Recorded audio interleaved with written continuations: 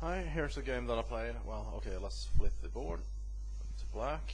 I'll play black in this game, and the time control was 6 minutes with 6 seconds on each move. And I actually play this game today. The first game that I played online for several weeks actually, because my interest has been very low, as I've described in earlier videos. So anyway, let's take a look. My opponent played e4. I played c5, and this is a Sicilian B20. And here we played a very unusual move, knight to a3. But quite frankly, knight to a3 is not that bad, even though it looks completely crazy. I mean, normally, even if you wanted to move this knight in the first place, you probably want to put it on c3.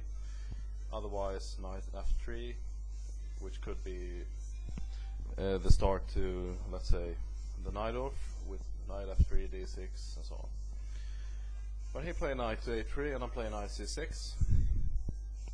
And you might wonder, you have to ask yourself how to respond to an orthodox play. And I believe that the best way to respond is to play a very solid game. You just make natural moves. You don't start playing like your opponent, because I believe that many players do that. And the problem with the idea is that he will take you to his own territory, so to speak, and he might be much better playing weird moves and stuff like that. And you just don't want to do that. So the best way to respond is simply to play a solid game and make natural moves. So here we play knight f3, play d6. Originally my idea was to play the knight off, but of course after knight a3 that wasn't really possible. And here we play g3. I believe we're still actually in opening theory, and he should have played c3, and that would have been part of the idea with the knight a3 move and so on. He played g3, knight f6, d3, g6, bishop g2, bishop g7, and there's not all that much difference between the games. I mean, although his knight is sort of misplaced on a3, but it could also come to c4 and put some pressure on d6, possibly even e5 at some point. Here we play c3, bishop g4, castles, queen d7. Personally, I don't like the idea when white that black actually gets in a bishop g4. For that reason, I personally believe that it's better to play h3 to get rid of that bishop over here, because as you will see here, at the castle, queen d7, this bishop can actually be driven away. And here we're playing knight c2. His point is, well, actually, now when you look at it, his move knight to a3 wasn't such a bad idea after all, because now after h5 he can play knight to e3 and put some pressure on this bishop. I'll play bishop e3. I think it's okay. Another move would have been simple take, and when he takes back, I could have played h4 and just forced a trade, because he can't play. Okay, he could have played g4 actually, because if takes back with the bishop, and if h4, he could have played g4.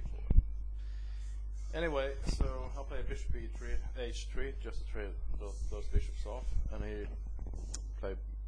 I personally would not have traded off, because after bishop takes h3, queen takes h3. Now my queen is on a rather uncomfortable square for white. But on the other hand, he could have played this move, although the computer didn't actually suggest this move when I ran it quickly through an engine. But he played knight to h4, and this is just a disaster. I played knight g4, and he has to trade because there's a mate threat over here. So he took with the knight, I took back with the h-pawn, and now this rook is has an open file. And after rook e1, I simply played rook takes h4, g takes h4, and now bishop e5, again, more or less a mate trap.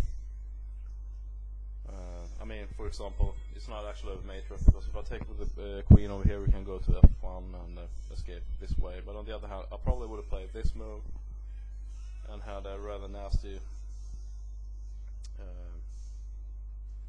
discovery. Although, okay, let's see.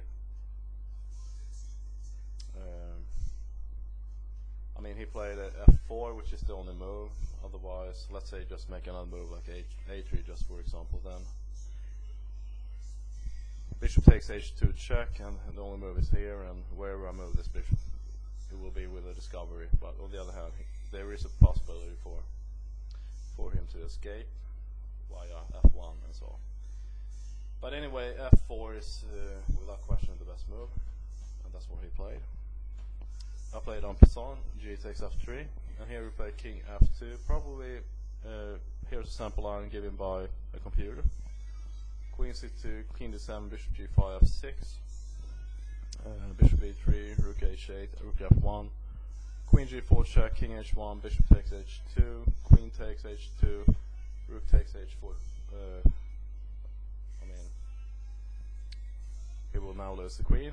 Rook takes rook f2, rook takes, knight e5, rook g1, queen e6, g4, knight g4, rook takes g4, queen takes g4, d takes e5, queen takes e4, bishop f2, and g5.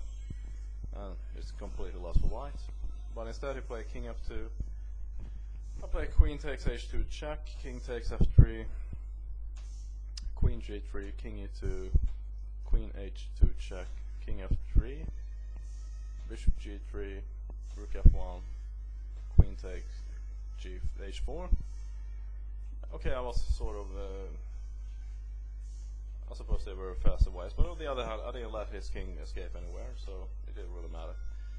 And after bishop g3, I'm both threatening this rook, and I'm also preparing knight to e5, rook f1, queen takes h4, queen e2, and now knight to e5. And here we resign, because the only move is king up here, and then just queen g5 and checkmate, or rook to f4, queen takes f4, checkmate. So let's take a quick look at the opening one more time.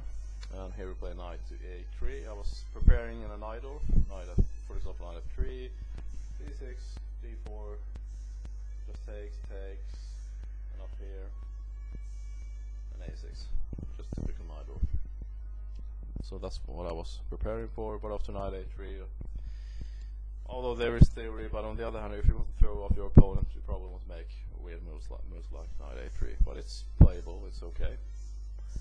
Okay, I hope you enjoyed this quick look at a game that I played recently, well, today. I'll see you soon.